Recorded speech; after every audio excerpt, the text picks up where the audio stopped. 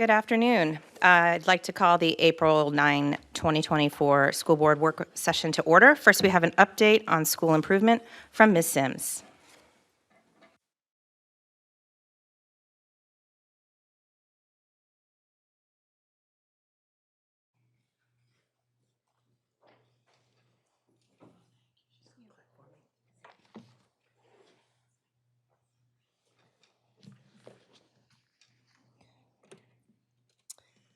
Good afternoon, everyone. How are you? Good.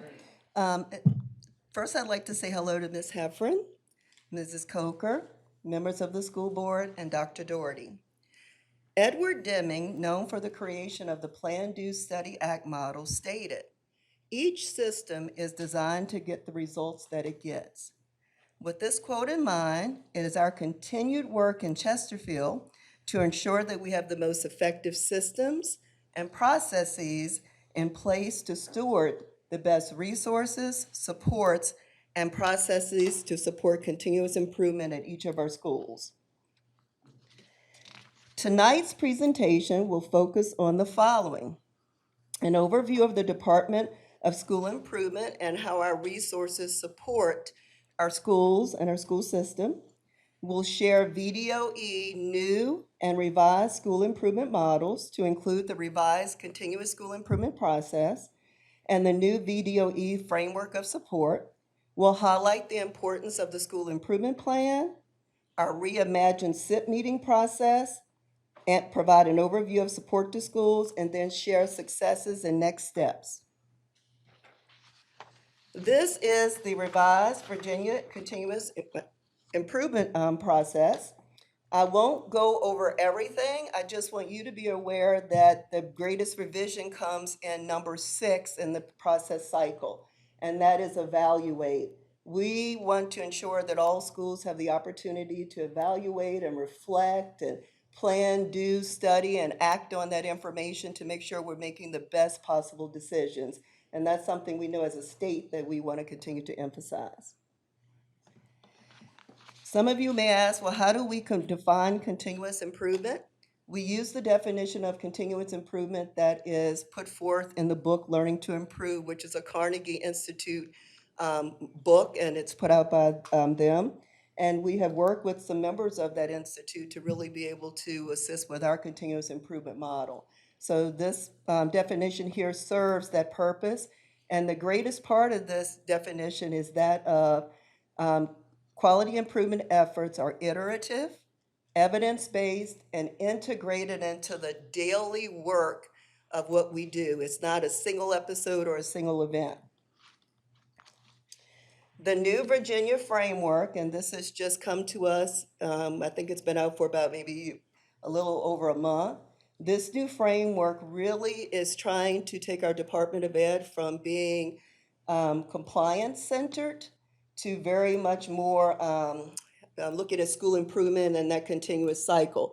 So with that in mind, this new framework really does have 4 prominent domains, and those domains are academic supports, professional learning, staffing supports, and school climate supports. And the purpose of this is to ensure that each division's strategic plan aligns with this model, as well as each of our school improvement plans. What is a school innovation and improvement plan, and why is it important? Well, it serves as a vehicle for all that we do to improve our schools. And it's important because it's per the standards of quality of the Code of Virginia, it's a mandated piece. Right now, for the 64 schools in Chesterfield, we are in year 2 of a 3-year plan. And each year, schools come back and they revise that model as appropriate.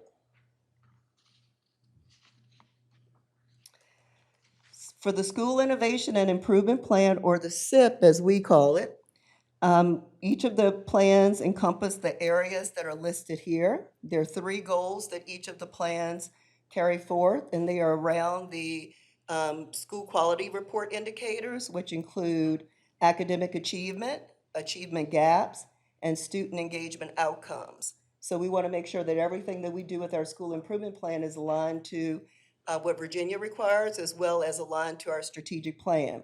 And within that plan, schools have those 3 goals, followed by action steps. They have an implementation progress piece where they have to evaluate where they are quarterly.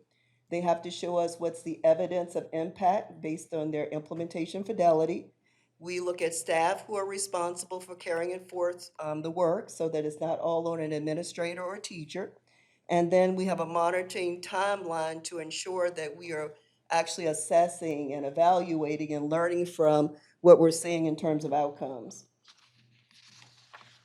And how schools identify the focus areas can be in any of these 3 categories, using school level examples that they've created or school level data pieces, state level pieces, and many of those are required in some of the school improvement plans, and then federal level examples or requirements.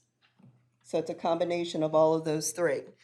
This is where we really want to start our highlight, and that has to do with our reimagined SIP meeting structure.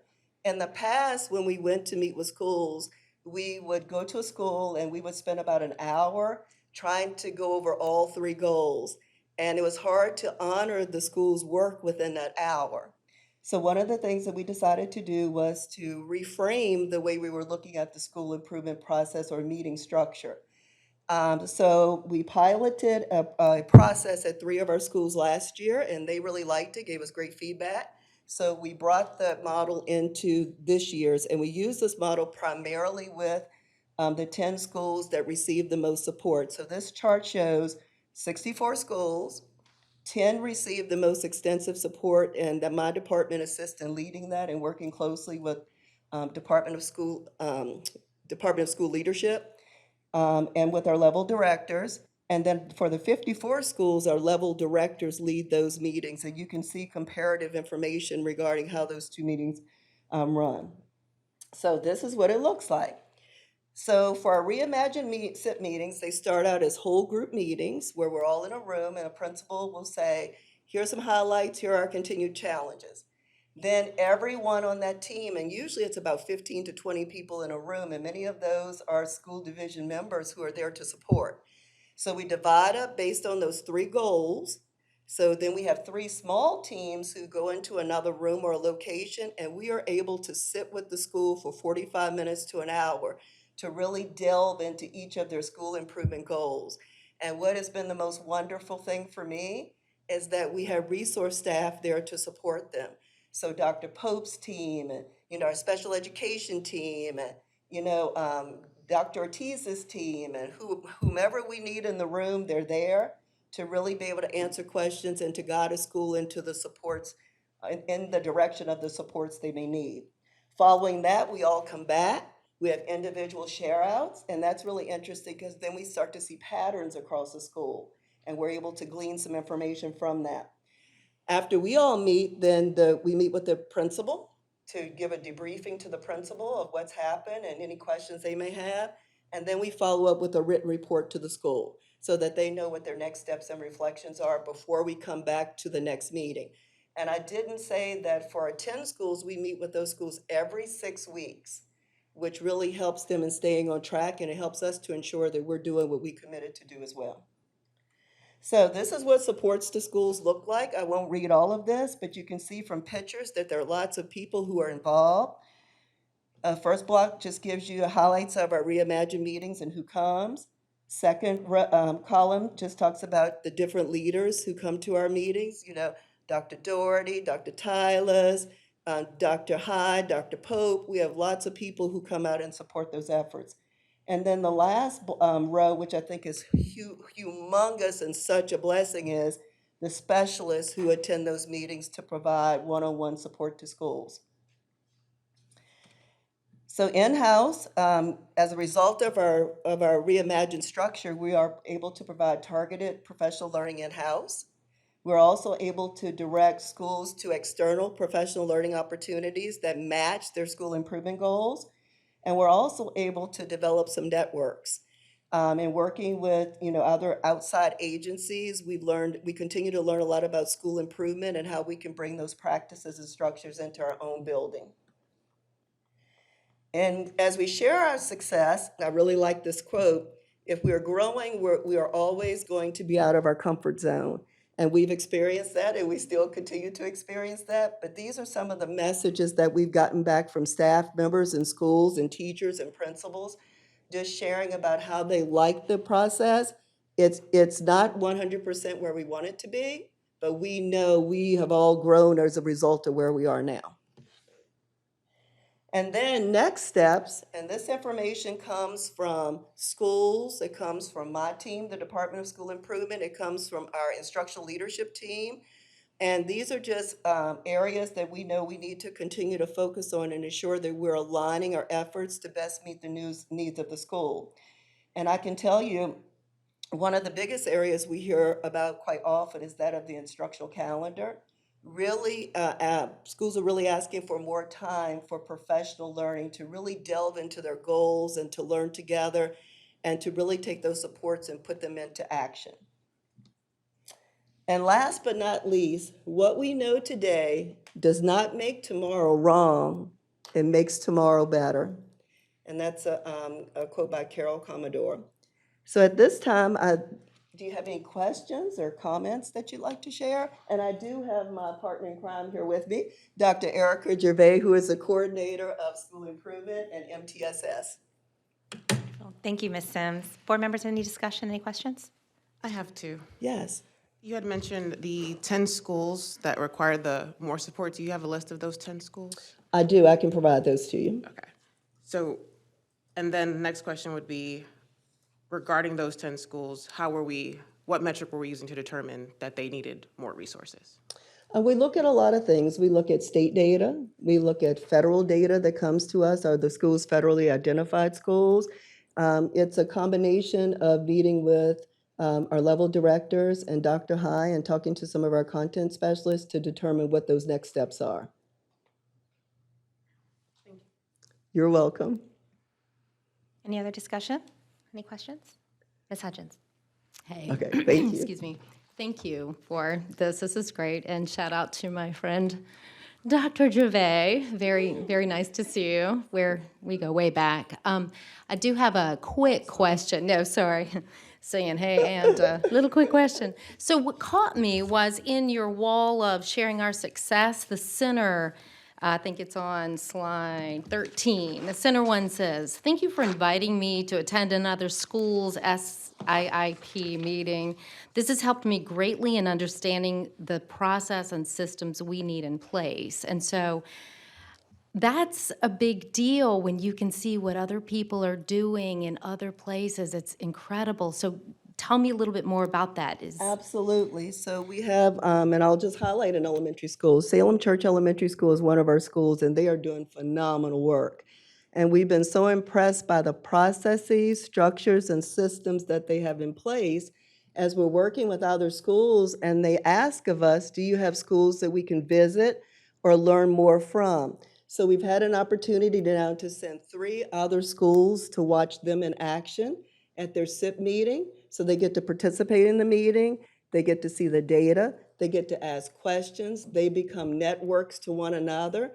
And I can tell you the 3 schools that have visited other schools, we saw immediate progress in their next set of 6 weeks meetings. We have another meeting coming up this Friday where we have 2 schools who have asked if they could attend, 2 more schools. So they'll be coming to another school to see the processes, systems, and supports that are in place. And we are just as hopeful that we're going to see the same result of those schools growing as well. So it's really nice to see the sharing piece. And that was a huge piece for us that we didn't expect, but it's been really good. That's fantastic. The thing that I noticed moving from one school where Dr. Gervais was my first boss, from Hanover County to Chesterfield, and if you're only in one school, you think this is how we school. Yes. This is it. And then when you move to at least one more, you're, wait a minute. Wait, there are things that can be different. And so that is the breaking down of those silos, which is always helpful. So well done. Thank you. Very We nice. appreciate it. Dr. Sims, I'm sorry, I have one question. I know that so the schools that we're supporting, 64 schools, how are we supporting the other schools? in the division? The other schools are supported primarily, if you go to page 9, slide 9. And on slide 9, so the level directors, under the 54 schools, they meet with the schools quarterly. Those meetings are set up with the level directors. The level directors also make sure that we're holding meetings at schools, which is something that schools have asked us to do. Please don't send us to a public place. Let us meet in our schools to do this. And then the level directors also, after they meet with the school teams, they give them feedback on an agreed upon form that we use. So everyone is getting feedback, reflections, and next steps that schools can work on from through this entire process. Right. And I understand that. I was adding those together to get the 64 schools. That's not all of our schools. We have more than 64 schools. Well, we have programs too. So So are we supporting like CVS and with, CVS is one of our schools, yes. it's one of the 10? Right. Right. But for example, like Chesterfield Early Learning Center, CECLA. CECLA is more of a program and not necessarily an accredited school. So we primarily work with schools who get some type of accreditation rating from the state. And so we have professional development supports for those schools as well. Yes. Terrific. And our level directors, while they're not on here, our level directors support them at the same level. Great. That was my, Yes, I absolutely. wanted to make sure that we were supporting all of our, if not within this framework, that we had an umbrella that would. Well, that's a good idea for us to add to this too, so we can include our big programs as well. So good. we'll definitely take that into consideration. Thanks. Oh, you're welcome. Thanks for your time.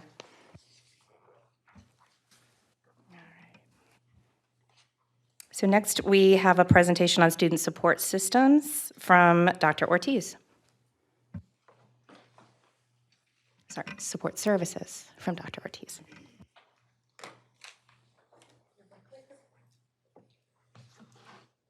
Good afternoon. Good afternoon to my fearless superintendent and distinguished members of the board. Under the leadership of our chief, Dr. Hyde, the Department of Student Support Services and Equity is a part of the division team that works to create a supportive environment for all of our students in CCPS. Our programming keeps a target on prevention, education, and early intervention. This is the agenda. Can we go back? What did I miss? Go for it. Right here. All right, perfect. Thank you for being my clicker, Ms. Sims. This team often serves as first responders because of the rising needs for students to access school-based mental health support. This team that you see on the screen here, no pictures of them, but their names, embodies a service and support spirit, and I am proud to lead such a competent and caring team. This team truly has a deep and broad reach within the division. So this presentation is an overview of the work of our department. So first of all, we have our school counselors. Our school counselors support students directly through academic planning and goal setting, creating classroom lessons or working with teachers to create classroom lessons that maximize student success, and small group interventions to support students as they transition through their grades. In elementary and secondary, counselors work with students to explore and also begin planning their next steps to ensure that they are life ready. And as you can see, we have over 230 counselors in our division. On this slide, you see our mental health support team. We have mental health support specialists and interventionists. We know that good mental health is critical to our students' success in school and life, and that mental health is not simply the absence of mental illness, but also encompasses wellness promotion, social, emotional, and behavioral health, and the ability to cope with school and life's challenges. So our mental health team has a huge focus on prevention and not just used as a response.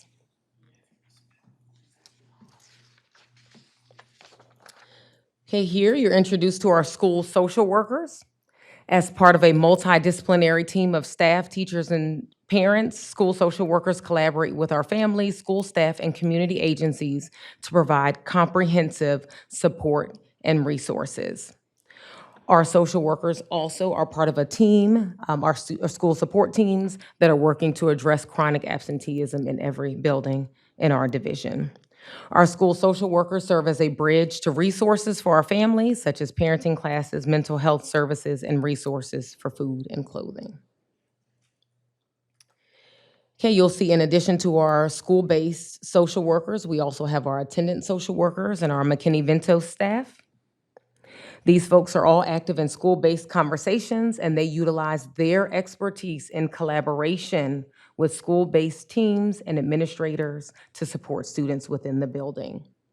Also want to lift up some of the data on this slide. As you can see within our division, we have 730 right now, so a little over 700 families that have self-identified under McKinney-Vento, which is our displaced and homeless population. Thank you. Division attendance support, we know that there is very much intentionality within the division, within schools, regarding chronic absenteeism, and so our team leads that effort and support. So our attendance support team uses a three-pronged approach to reduce absenteeism, and that's working with families, teachers, and staff, and with students. And so goal one is always to build relationships, set expectations, and establish solid two-way communication. Our team also makes referrals and follows team processes, such as what happens when a student needs support or communication prior to 5 days out, what happens after they've missed 5 days out of school, and what support may be activated after they've missed 10 days or 15. And they also refer to community resources. Thank you. Okay, our school psychologists. Our school psychologists help our students, they are part of the team as well, to succeed academically, socially, and emotionally. They collaborate with educators, parents, and other professionals to create a safe, healthy, and supportive learning environment for our students. Our school psychologists also spend a huge chunk of their time assessing students to determine their eligibility for special education. They also provide individual and group counseling to help resolve personal or interpersonal problems that interfere with school performance. Another member of that team, in addition to our school psychologists, we have educational diagnosticians, and they do a lot of the assessments as well. And then I noted on here our school psychology interns, and the reason that is so important is because Chesterfield does a stellar job of building the pipeline for school psychologists. There are not a lot of folks that graduate at all, and so we really work hard to court our interns and keep them right here, grow them right here in Chesterfield. Excellent. Our student health services, as you can see, our school health team is comprised of 1 coordinator, 4 nurse supervisors, and 69 registered nurses. That means every one of our schools has a nurse.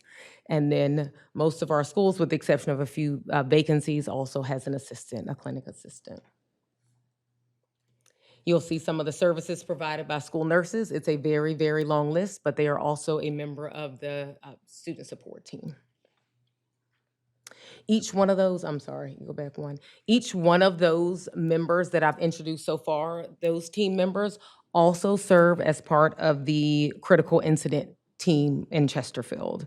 And so what happens with critical incident is that they provide guidance to schools. And so members from our team support the division in coordinating support based on the needs of the school community when there is a critical incident. Okay, great, thank you. And now we have because student support services, how do we support the students? And part of that is through our English as a second language programming. As you can see, we have close to 8,000 English language learners. And one thing that I think we discussed previously is that is the size of many of our divisions nearby added together. And so we are serving those students. Each one of our families that enrolls completes a home survey. As you can see, we have over 100 languages that are spoken here in our division. And then fun fact to note is that most of our students were born here in the United States. Okay, and so looking at our work with our EL students, it's important to note that Chesterfield has done a stellar job of making sure that our students have teachers in front of them. And so there is a ratio from the state that comes out, and we are certainly exceeding that. Another thing to consider when we talk about our English language programs is that a few years ago, there were catchment programs for our EL students. And so they had to be bused to another location, possibly. And so right now, every school serves every student. And so that's important when we talk about equity and access, for sure. Which leads right into the work of equity, which is the work that we live here in Chesterfield. And so while we have an equity coordinator, we truly look through the lens of equity in everything that we do. And so, bless you. Dr. D says all mean all, and that is our intention. And so as a division, we want to ensure that all of our students in all 5 of our magisterial districts have access and opportunities. And so our coordinator truly keeps her eye on the work happening in buildings to review policies and practices. And when there's an opportunity for professional learning that's needed, then that's somewhere that she leans in and makes some of those connections as well.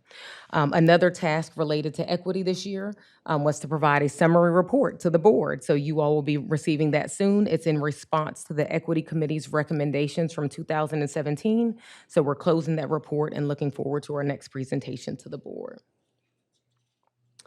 So in summary, the purpose of the Department of Student Support Services and Equity is to remove barriers to learning and improve student outcomes. So I'm all yours for questions. Thank you, Dr. Ortiz. Board members, any questions? Ms. Chatters? So on your, I think it was the first or the second slide, you had talked about the school counselor ratio, so that, just so that we can highlight that, the state is saying 1 to 1,000, but we are at 1 to 250, correct? I think 1 to 325, and we're at 1 to 250. 2, so I did quick math, I got 278. I thought it was on, okay, so what was the, so the state ratio is 1 to 325, but we're lower than that, right? We're at 1 to 250, or is that where we're at? We want to be better than that. Yeah, we want to be better than that. Okay. The opportunity is that we've been correcting, first of all, we've been correcting the .5s at the secondary, and this budget corrects the elementary. The state average is 1 to 325. We're just a tad under 300. We want to keep lowering it. Once we rectify the .5s at the elementaries with this budget, then go back and evaluate and where do we need to compress. I think we all agree 1 to 250, even 1 to 200, with some of the issues that go on that our counselors deal with is probably a good number. It's just, again, how do we support it and how do we deal with it? Because our counselors are dealing with a lot of things. They're dealing with not only school issues, mental health issues, everything else. And her team, this entire team has done a great job of helping our teachers understand some of these other issues. You're not going to find other workers out there because they're just not out there.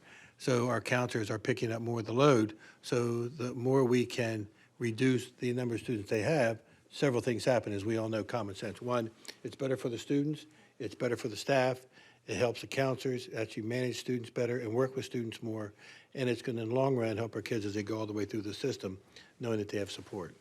So that's the ultimate goal, and that's why we keep going after each of these issues with counselors and in the budget. I hate to say it's a slower process, but that's just how our budget's working. So to that point, we don't have dedicated school counselors at every school because, or do we? We do have counselors, and everything And that the then- superintendent said was accurate. I wanted to add on something, I think, based on what you asked. The specialized support positions, they're the 1 to 1,000, and that's what comes from the state. And so that's our social workers, that's our school They psychologists. put it aggregate. Yes. Okay, got it. So that's Thank 1 you. to I know I saw 1,000 1 of to support. 1,000 somewhere, okay. And then the other question I had was regarding our psychologists. I saw that on your slide, you said we have 33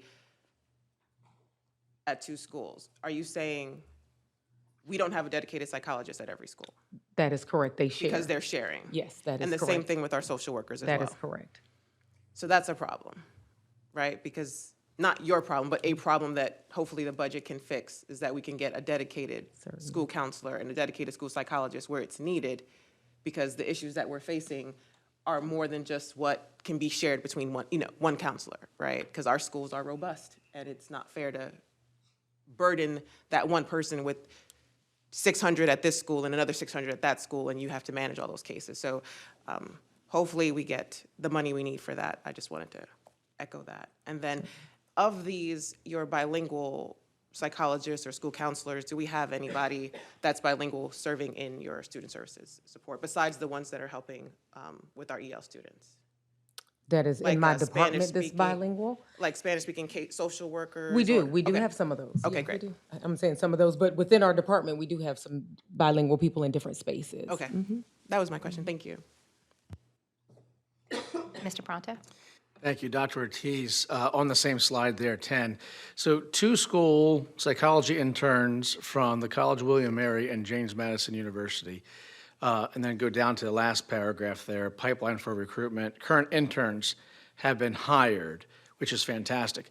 What program or what relationship do we have to build on that with those 2 universities and or other local universities that we would be able to make that even a larger number over the time to come? Has there been conversation in regards to that? Yes, I would say HR has certainly leaned in and allowed us to go outside of the traditional box for hiring and even bringing folks on, or onboarding people early.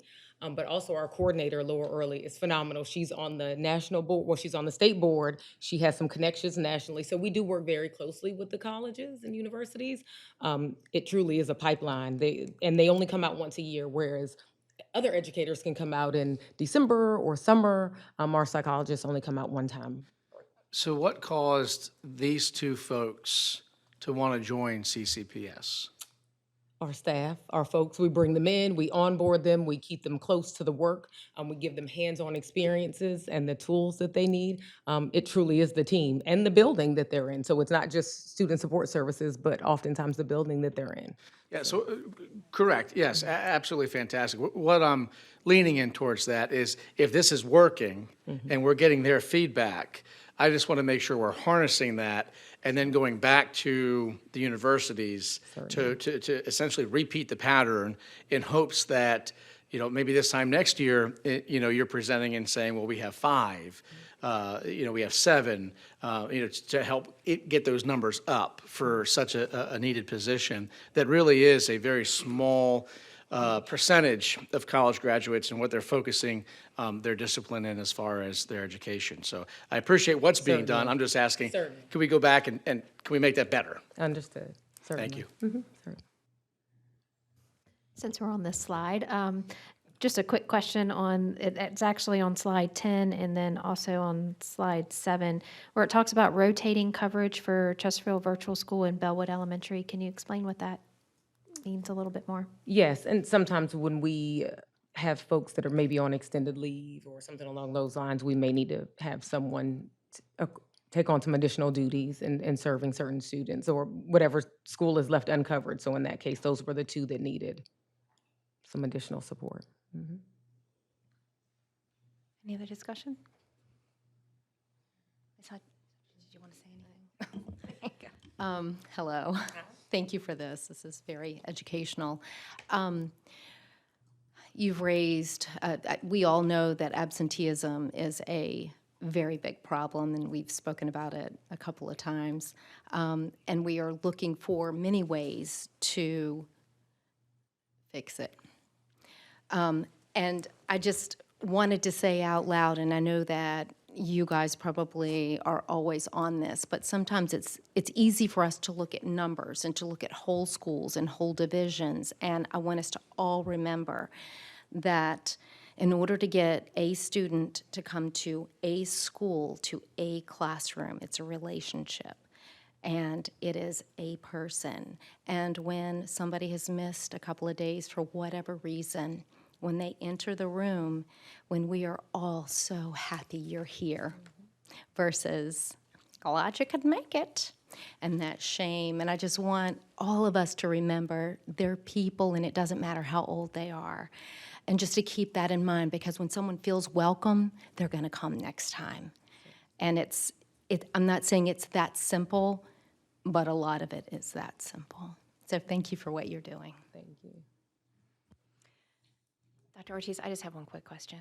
I noticed that I was just looking at our English language learners and the families, languages that are spoken at home, and second being Arabic and third being Chinese. And just if in the future when we look at this, I would really be interested to see how we can support those families and the percentages of those families that we serve in the county to see if if there's, other than the services that we provide as individual translation services, if there's something we can do broader that would be more effective. Absolutely, and I'll bring some of that back in our future presentation. Thank you, appreciate it. Thank you so much for your time. Thank you for a wonderful presentation. Thank you.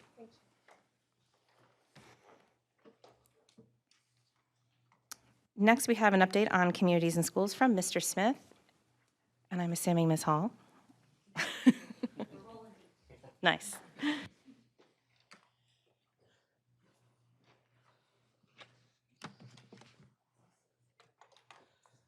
Madam Chairman, board members, Dr. Doherty, your next presentation is from Communities and Schools, Ashley Hall, and then Eileen Morissette. As you know well, Communities and Schools is a special relationship we have, partnership that's been well at 30 years now in our school division. What you'll hear tonight is kind of an update from Ashley and some emphasis from Eileen about the work their board is doing. It's an organization that we partner with each and every year, but also it's something I know our community invests in, and we see measurable goals that are met each and every year. And we're excited to have an update from Ashley. Ashley? And hot off the press, we've got some impact reports to share. So you guys are the first ones to see them. I know, very exciting. So good afternoon. I'm always excited to be able to share updates, let you guys know kind of what's going on and impact, but especially with this meeting being in the midst of our 30th year, it's doubly exciting. And today, I'm pleased to be joined by my board chair, Eileen Morissette, so she'll come up in just a couple minutes. So as you all know, oh wait, clicker. There we go. As you all know, our mission is to surround students with a community of support, empowering them to stay in school and achieve in life. We've had a lot of great conversations, so I won't go into the depths, but you know that we work directly in high-need schools to identify challenges and barriers that students are facing in class and at home, and coordinate with the folks inside those buildings, all the staff, as well as outside community partners to implement programs and bring resources into the schools. We are a nonprofit, and as you know, while we're part of this big network across the country, everything we're doing is focused here in Chesterfield County. So I was thinking about what I wanted to share today, and that's very small, so I'll make sure, or do you guys have a copy in front of you? Yeah, okay. So I wanted to share this. We've talked a lot about the different tiers of support we provide and around the 5 basics, and I wanted to share this specifically today because of our other folks who were speaking. Hearing about school improvement plans, hearing about student support services. I like this model of CIS because it aligns so closely to those existing resources and are meant to work with them and be a value add. So if you look there, everything that we're doing is in collaboration with school admin, the school support teams, and other school staff, beginning with that annual needs assessment that we do. In May, we conduct that assessment, get a good sense of what the strengths are in a school and where there are opportunities. And our site coordinators spend those next couple of months building a site plan for the whole next year. And the idea is they're doing that in partnership with the principal to make sure it aligns to the SIP. So they're not over here creating something that doesn't align to those bigger goals that the school has. And then they spend, the next year really implementing those strategies. And that's everything from basic needs, social emotional learning, that's enrichment, it's academic assistance.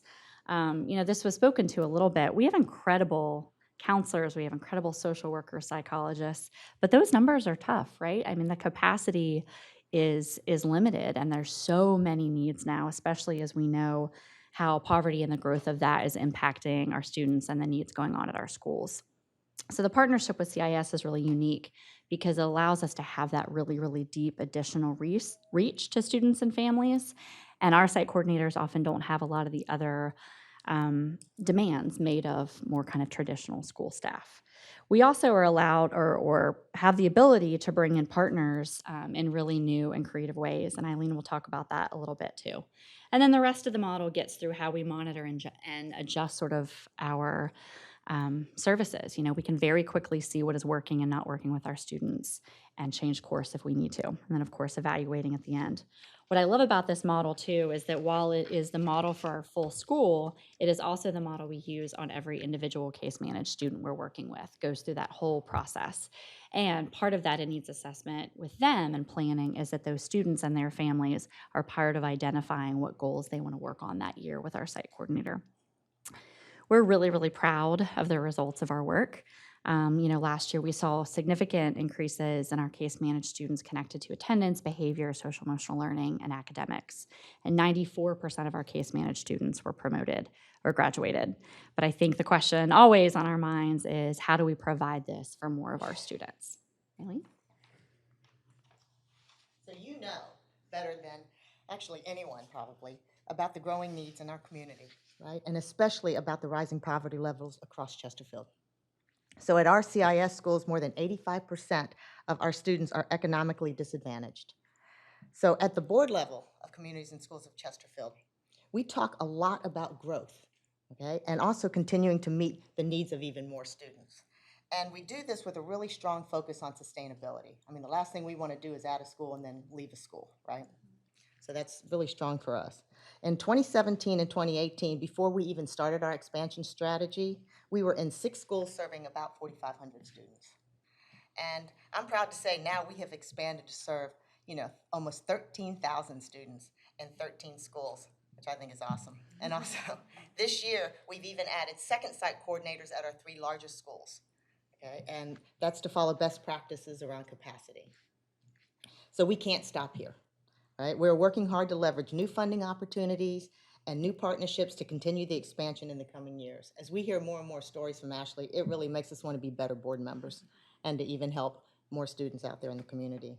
And as you've heard about our 30th year, which is, I think, phenomenal, that's 30 years of working right alongside of the public schools in Chesterfield County. So I think that's pretty awesome. So you have been integral to the success of CIS.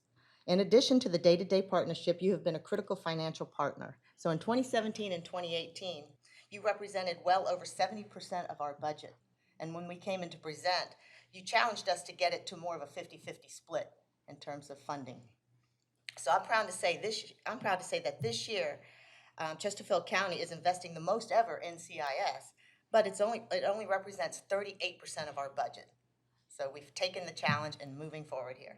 So your buy-in and commitment allows us to show outside funders that we are working together and that you truly recognize the value add of CIS.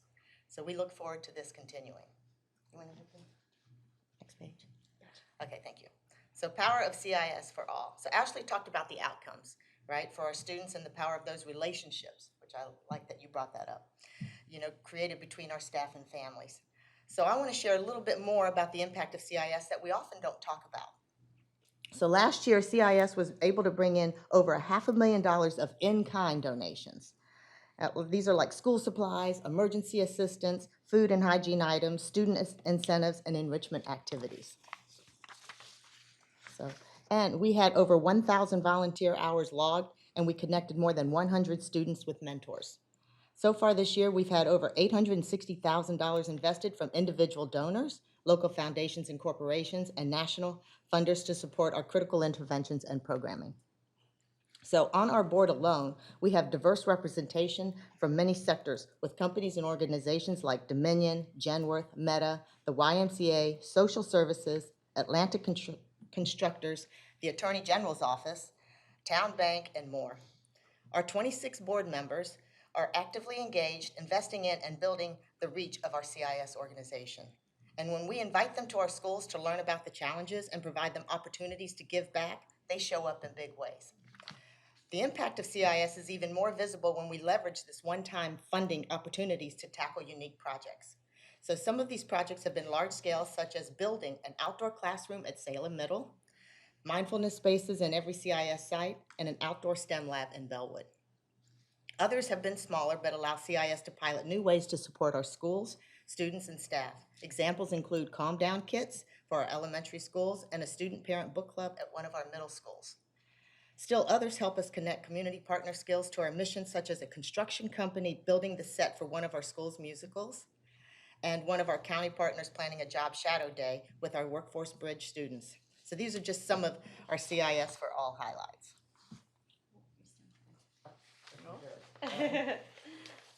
All right, I will wrap up. Eileen shared some of those big stories, but to your point, it's about relationships. So I wanted to share a little bit of a smaller one. It's about a student of ours, we'll call him Anthony. Anthony came on our radar in 6th grade because he was failing nearly all of his classes and he was starting to get into trouble. So our site coordinator started working with him, building that relationship, getting to know why he wasn't coming, what were the challenges that he was facing. Well, we quickly realized some of that was related to some basic needs support that were lacking. So we were able to get him some help with weekend school bags, some additional school supplies, some little ongoing things like that. One area where Anthony was really struggling, and this was in his words, was around anger management. So our site coordinator got him connected with one of his partner small groups, Boys to Men, and they're a social emotional mentoring group, and he really, really shined there. Being in a safe space where he really got to learn how to process his feelings, work through his anger, that was really, really powerful for him. Through ongoing one-on-one check-ins, our site coordinator also learned that Anthony was really, really passionate about soccer, but his grades weren't there and he wasn't really getting support from his parents until he fixed that, so he wasn't playing. So that became a tool for motivation of how to get him there and get him working hard. So fast forward, 3 years of working with Anthony. He's now an 8th grader. He's thriving in his classes. He's taken on a leadership role in the mentoring program that he's still a part of. And not only did he get his grades up enough to join the soccer team, he is now the captain. He's looked at as a leader in the school, and the teachers actually often come to him to speak to other students around motivation. He went from someone who hated coming to school to someone who hates missing it. I'm really proud of those numbers that we shared earlier, but I'm much more excited when I hear a story like Anthony's because I know we have thousands more like that. So I just want to thank all of you for walking alongside us for the last 30 years and hopefully many, many more. And thanks for the opportunity to be here. Happy to take any questions. Thank you, Ms. Hall. Board members, any questions, comments? Ms. Chatters? I have the same question I asked Dr. Simpson, Dr. Ortiz. Do you know what the 13 schools are that you're currently at? I know you listed, you said Bellwood, Bird, Meadowbrook, and Falling Creek were listed, and the other, oh, look at that. Sure. Oh, okay. Yes, and I can rattle them off too. Okay. So our 13 schools, it's Bellwood, Bensley, Ettrick, Falling Creek, Henning. This is like being on the spot for a quiz. Falling Creek Middle, Salem Church, Manchester Middle, Bird, Meadowbrook, Carver. Chalkley, I missed Chalkley. Did I miss anybody else? I said Ettrick. I think I got all 13. And our hopes are to expand to 2 more this next year, so. And then that was the next question. Glad you mentioned the next 2. The needs assessment that you're doing, you're using some sort of metric to determine how the next placement or the next school that gets CIS. Can you discuss how that works? Yeah, great question. So we've got a big spreadsheet that we keep throughout the year, and it's kind of broken into 3 categories. The first is around demographic data, so we're looking at poverty statistics, unemployment, some of those factors that we know are deeply influencing a lot of other areas for kids. The second area is specifically in those outcome measures we talked about, so attendance, behavior, academics, social emotional learning. We want to make sure that a school has a need in those areas, right? It's not just economic driven, it's also driven by the fact that we want the services that we're implementing to show improvements, right? And then the third thing that we've really been focused on throughout this expansion plan is on feeder patterns and making sure that we're walking alongside those families kind of from K or even pre-K in some cases through 12th grade. We have found that that is really powerful, not only that the students sort of understand that that resource is there in the long term, but also for our site coordinators to be able to make those really warm handoffs when a kid goes from an elementary to a middle to, you know, a mentor can follow them, or they might know that they need a particular intervention. Those things are all captured in our database, which is really, really powerful. And of course, having the buy-in of that principal and that, you know, community of that school is really critical. Thank you. Yeah. Ms. Coker? I absolutely love community in schools, and I wanted to touch base on the board retreat for being a part of that, and that's one of the picture that you had, and the power of CIS for all. And I know I was only there for a short period of time, but to see the board members and the diversity of the board members and their involvement and their collaboration with the CIS coordinators, it really is a dynamic group. And really CIS is in really good hands. So I just wanted to share just my experience, and new to being the representative this year, but it's really going great places. So Thank you. Thank you. I appreciate that. I find that for community members who don't have a student actively at a school, schools can sometimes feel like a hard place to figure out how to kind of get in and support. And I think, so many of our board members are like, I had kids back in the day, so I used to be on PTA or I used to do X, Y, and Z, but now I still want to give back. I still want to be part of that community, but I've been looking for a way. So that's been a nice way to engage.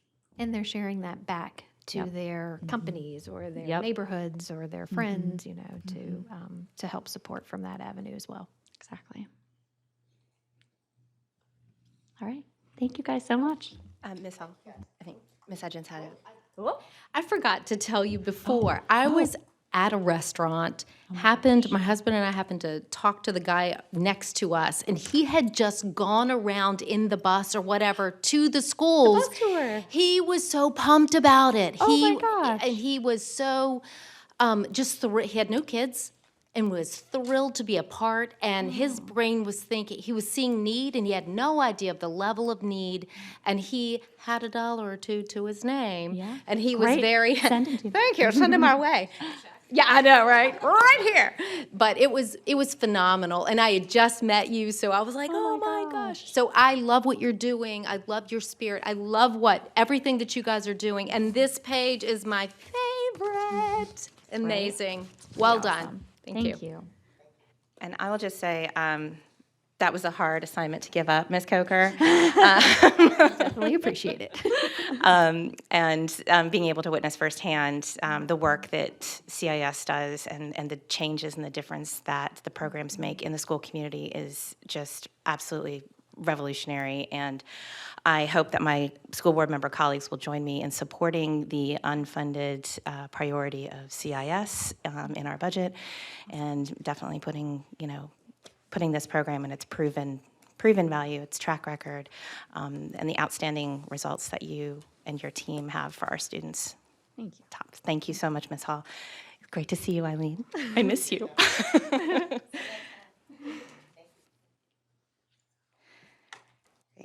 Next, we have an update on the Virginia All-In Plan from Dr. Pope.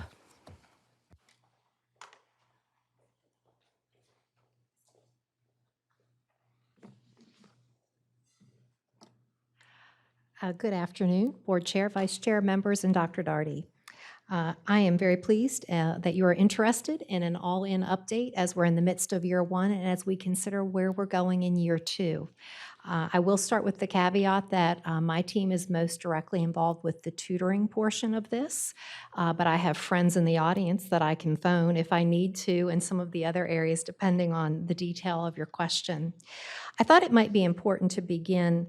Obviously, here are the topics that we will cover, and as we get started, to really go back a little bit in time and give a little recap of where we were back in November of 2023, when we found out that we, as all school divisions across the Commonwealth, were going to be recipients of all-in funding.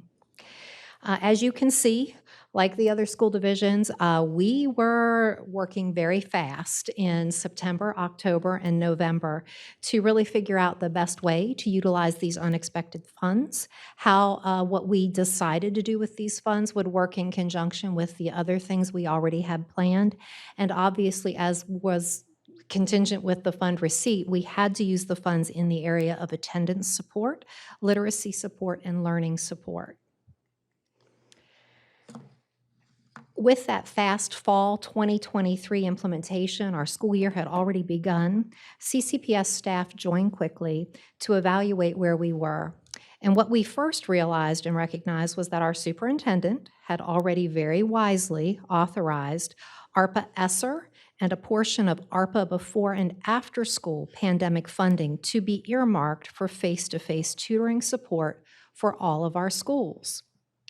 I can stand here today and tell you that as of right now, those face-to-face tutoring dollars are still not depleted, and we have through fall of this coming year to deplete those funds.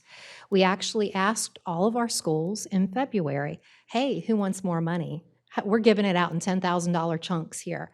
Obviously, the difficulty there is our principals each have to find those teachers who are willing to stay before or after school, or tutors who can come in during the day, which pulls students from instruction or other activities. But if they felt like they could utilize more dollars, we had the dollars, and they will continue to spend those dollars through the end of this school year. Noting all of that, I'll also add that some schools have additional face-to-face tutoring dollars through 21st Century Grant funding and Title I funding. So there we were with more money and already a struggle to find those face-to-face tutors. So what we decided the best use would be for this first year, when we were kind of already midway into the academic year, was to design a complementary tutoring support that included coaches to encourage students to continue using digital learning products outside of the school day hours.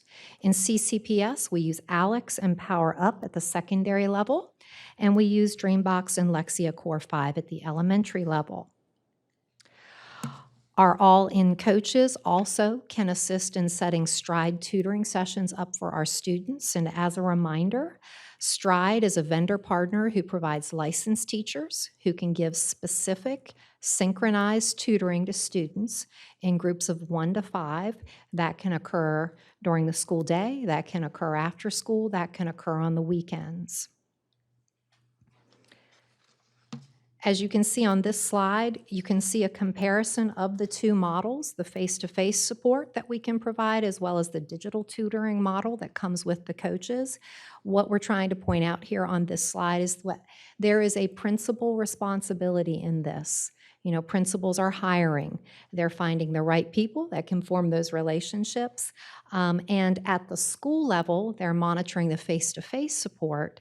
At the digital tutoring all-in level, we really do a lot of that monitoring centrally to take that off the schools. So where are we at this point? Because this is to be an update. Our face-to-face tutoring model spent year to date, you can see the dollars that we've already invested. As I said, this will continue through the end of the year. We anticipate we'll get to at least $600,000. And again, the dollars are there. It's just getting the tutors and the students matched up. For the all-in portion of our tutoring model, where we have that coaching support, you can see what we have spent year to date at this point, and that support will continue. We had originally set it up for 18 weeks, and we're in week 15 right now, but because of those relationships that have formed, I can promise you that coaches who have connected with students, touch base with them, encourage them to use their digital tools, help them get into Stride sessions. If those students need that help after these final 3 weeks, I can't imagine a coach saying, well, it's May now, so I'm not going to really be able to help you with that. We anticipate, as students still have need, as we're finishing up some of that standardized test preparation, that we're going to be getting those kids in those Stride sessions and getting them into that face-to-face tutoring as much as is needed. Just a couple reminders, because this is an update. You can see here the numbers of our all-in students and staff participating. Again, this is a support that VDOE designated for 3rd through 8th grade only. The student identification parameters were set by the VDOE using the SOL and the Fall Virginia Growth Assessment, again in subjects 3 through 8 and in the subjects of math and reading. And as an update for our students who are identified as eligible and participating as all-in students, you can see since December 6th when we began, for elementary, the number of students who were unique, who used the Stride program, and how many of them have returned for additional sessions. You can also see here that breakdown of sessions per math versus English. And again, those sessions often happen during the day. They can happen in the evening, and they can happen on the weekend, whenever we need to schedule it for the convenience of the student, the family, to meet those needs. In middle school, remember Stride was a vendor we had already established and we had been updating the board on at the middle and high school levels previously. We didn't turn Stride off last summer. And so those middle school students who are identified in our all-in program, using those VDOE specifications, they've actually had access since July 1st. So we went back and said for those students, how many have been served, how many have had return sessions, and what were those breakdowns in math and English, just to share that with you. Another component of our all-in funding requires us to spend funds to support the Virginia Literacy Act. So our friends in finance helped me crunch some numbers here, and you can see that the dollars allocated from our all-in funds have gone towards reading specialist FTEs. Also, we've had such a high interest in the reading specialist endorsement that not only do we have one cohort going, but we're going to launch a second cohort this summer. And while it was our intention in year one to buy intervention materials, that list of approved materials will not be finalized by VDOE until May. So you don't want to buy something until you know it's approved, but we're on the cusp of being able to look at that list and make some good decisions and spend those dollars. And then the third area required in all-in funding is with student attendance support. And again, my friends in finance shows here that we've hired 2 of the 4 attendance intervention specialists. Remember that number, that dollar amount looks low because this was a mid-year process. So these were February starts. So we haven't had many months of salary there yet. And now to kind of shift, that's where we've been. Where are we going as we look at year 2? Because this is a 3-year funding stream. We acknowledge we are still in the midst of year 1. I kind of gave you the history of how it all came together and what we already had in place. We also acknowledge that we are relieved to have a longer on-ramp this time for year 2. And we know that our principals have amazing feedback that they can give us.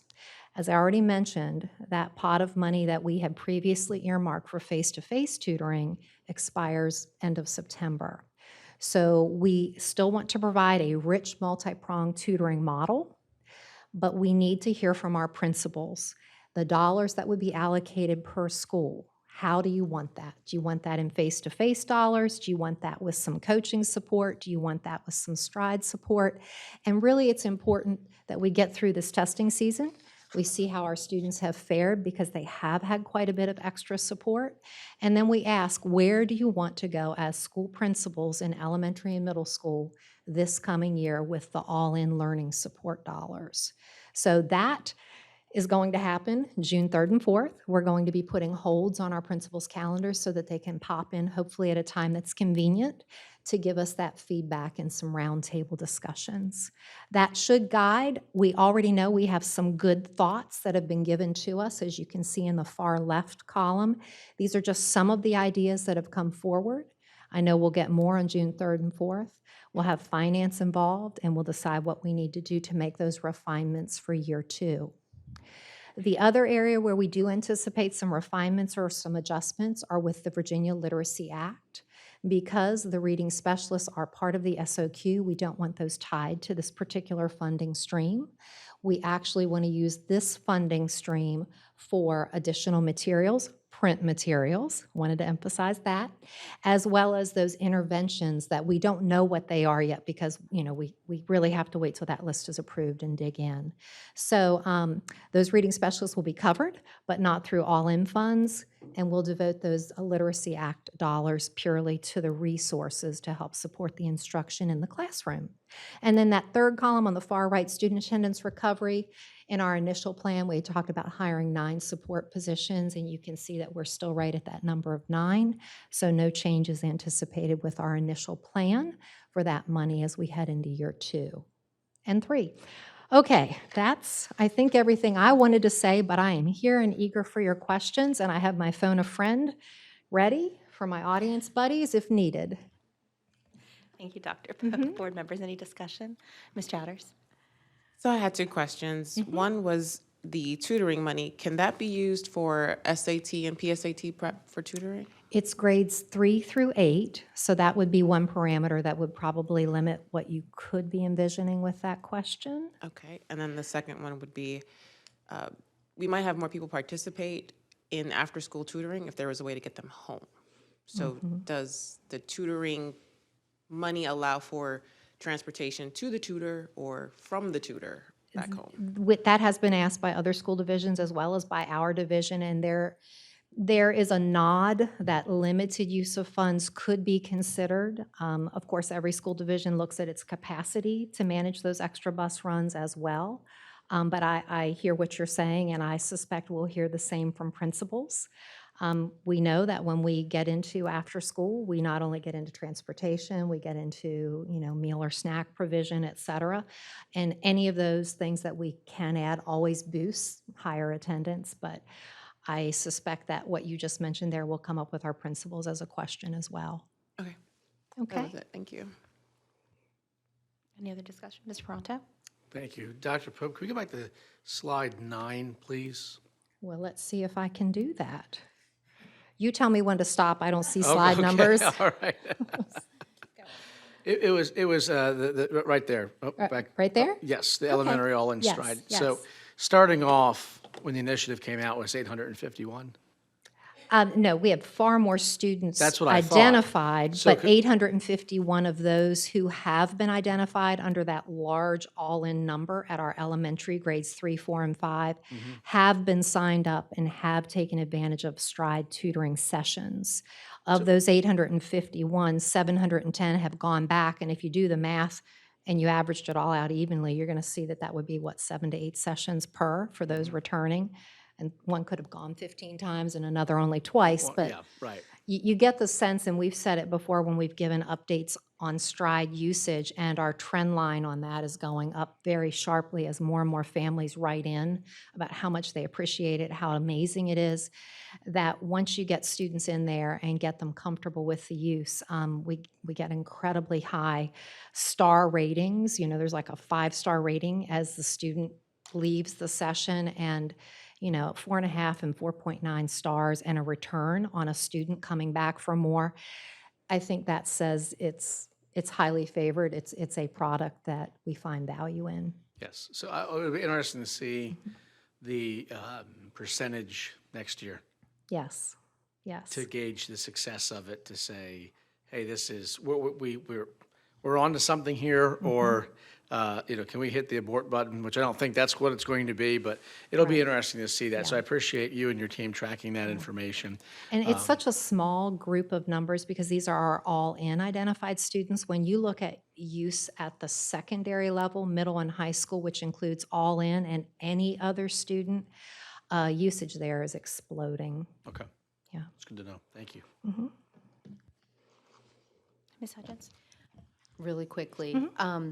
I just want to make sure that you said it, but sometimes it's hard for us to, or maybe just I'm projecting, it's hard for me to remember. So Stride is synchronous, one-on-one, groups of 1 to 5, Yes. right? So that is, you're my teacher, I'm here with 5 of my friends, and we're talking about X. It could be with 4 other friends. And we find that those ratios are a little higher, like 1 to 3 or 1 to 5, if the teacher has scheduled the session like during the math class. So I'd like these 5 to sit over here and work on a particular topic with a Stride tutor, and they open the screen and there's the tutor ready to go, and the And it's a teacher. person. There's a person. That's And amazing. you can feed them in advance. This is the set of problems I need you to work through with the students, or this is the topic of our tests coming up where we've done some formative assessments and we see that this group of students needs a little more help. So in those cases, it could be 1 to 5, right? But in most of the instances with our all-in Stride students, it's hey, would your mom be willing for you at 7 o'clock on Tuesday evening, because that works after piano lessons, to get a little extra math help? And the coach can actually book that for the family, and the student can go home, open it up, and right there's the student. I have the privilege in my position of being able to review some of the sessions after they've occurred, and it's pretty amazing. The tutors have a great knack for building that rapport very quickly, coaxing out of the reluctant learner. I've seen it, and I think, wow, that's pretty talented to be able to do over the screen. But what we love about it is it's so specific to exactly what that student needs in that moment. And they're 30 or 60-minute sessions. I don't think I mentioned that, but yeah, that's how it works. Okay, that's phenomenal. Also, is there a limit? Like, what's the number of stride tutors available? Well, one of the things that we're a large school division, so whenever we go through RFP or select a vendor, we're always worried about capacity. And we have not had capacity issues with Stride. And I will say that one of the features I think our families and our coaches love is that you actually get to see a picture of the tutor. You get a little bio paragraph and typically a little video you can watch. So you're kind of like shopping on Amazon. You're like scrolling, going, oh, I think this one looks like one I can connect with. You also will see areas of specialty for that tutor. Like I have experience working with students with disabilities, or I have EL experience. So again, just helping get those matches as solid as possible from that very first experience. It's pretty cool. Ms. Chatters? Sorry, I had one more. And so this is just a good story. So both of my children were, all 3 of the 4 that were fitting that 3 to 8 were identified. So on your first, on one of your slides, you had 21,087 students were identified. Not that you identified them, that VDOE changed the standard and made more people eligible. We're not going to dive into that. So because the math teacher for my children were like, they really don't need this, I don't know why they were assessed, it wasn't forced upon them to continue. So I appreciated the fact that we could opt in or out of it. Yes. But the other thing is the teachers at my children's school have destigmatized the need for a tutor. You know what I mean? Because tutoring makes you feel like you're not smart or you don't get it. Now it's like whoever has the most tutoring sessions by the time the test comes gets like an extra 5 points. And next thing you know, my son is doing 30-minute sessions at 8 o'clock at night. I'm like, who's available to you at 8 o'clock at night And for they're this there, science right? test? And the person is there. And so I'm appreciative to that because I think that's part of the thing that's keeping people away from it, right? First, we don't belong. If you do well, you shouldn't be there, right? So that's VDOE's fault, not ours. We'll move that one. But if you're struggling for this particular thing, polynomials, like I don't remember how to do that. Khan Academy is great, but it'd be great if there was somebody there on the other side. So I want to say that was a great tool some of our teachers are using to try to incentivize our students who are already strong, but you came across something that is giving you a little bit of trouble. And instead of looking like, oh, I don't know what I'm doing, it's more like, well, I'm about to get extra 5 points by doing 2 tutoring sessions, and I do understand it better now, right? I don't feel like I'm the not smart person in the room because I'm doing a tutoring session. So I appreciate the work that some of our teachers are doing to try to destigmatize needing help, because it's okay to ask for help. I just wanted to say that. Thanks. And Ms. Hudgens, I did not answer the rest of your question. Right now, Bob Meister's cringing behind me, but we have no limitation. We've said, use it, and use it. There will be a time in the future, I'm sure, right, Bob, that there will have to be a limitation. But at this moment, because we were, fortunate with this all-in funding and we had other dollars already earmarked as well, we really wanted that to be the experience without any kind of limitations. Obviously, we look for, if a student has signed up for 3 sessions and has not attended, something can always come up for 1 or 2, but we do pay for those. So that would be a very important conversation to have about a resource and the best use of our resources. But that's just what we do as adults and working with students to help them.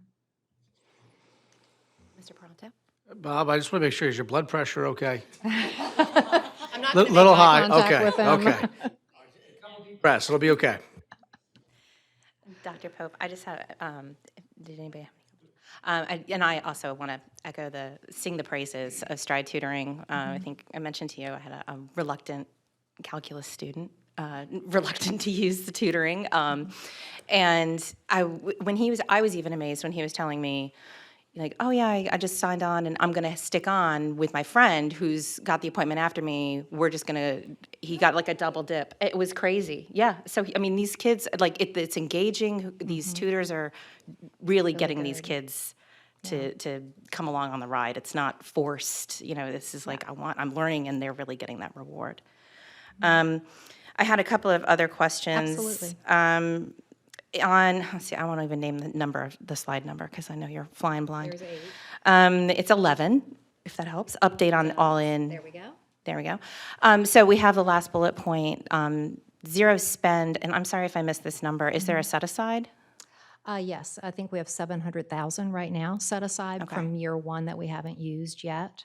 Okay. So, And so once we get that, yeah, we have the list. It's already viewable, but it hasn't received final approval, and there are 90 more vendors waiting in the wings to be reviewed. So there could be something good there too.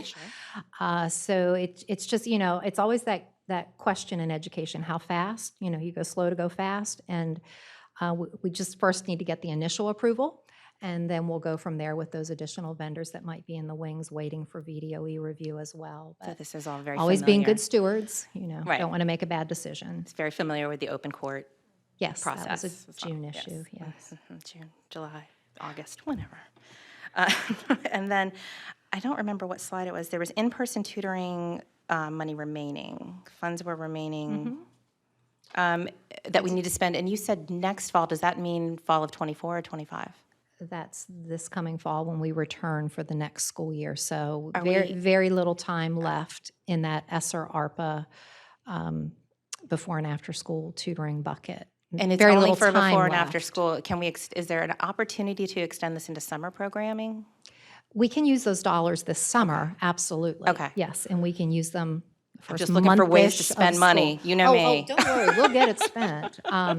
But it was important to have more than enough set aside for the face-to-face, and then whatever's not utilized, I'm sure Bob has plan B, C, and D back there. I'm not going to make eye contact with him for a long time. He's given positive signs And as he will opposed to never the- have me present on his behalf again after this, I'm sure. That's right. Thank you, Dr. Pope. Okay, thank you all. Have a good evening. Okay, next we have announcements, communications, and board comments. Are there any announcements or comments from board members? Okay. The next school board business meeting will be held this evening, April 9th, 2024, at 6:30 p.m. here in the public meeting room. If there is no further business, we will enter into closed session, which will be held in the PMR conference room. Madam Clerk, would you please announce the items for today's closed session? It is my understanding that the school board desires to enter in closed session in accordance with Section 2.2-3711.a of the Code of Virginia, the Virginia Freedom of Information Act, and specifically under subsection 1, the discussion and consideration of personnel disciplinary matters, and 2, the discussion and considerations of matters that would involve and disclose of student records. Members of the board, you've just heard the items requested to be discussed in closed session. Do I have a motion in that regard? So moved. Do I have a second? Second. Madam Clerk, would you please call roll on the motion? Dominique Chatters, Aye. Stephen Paranto, Aye.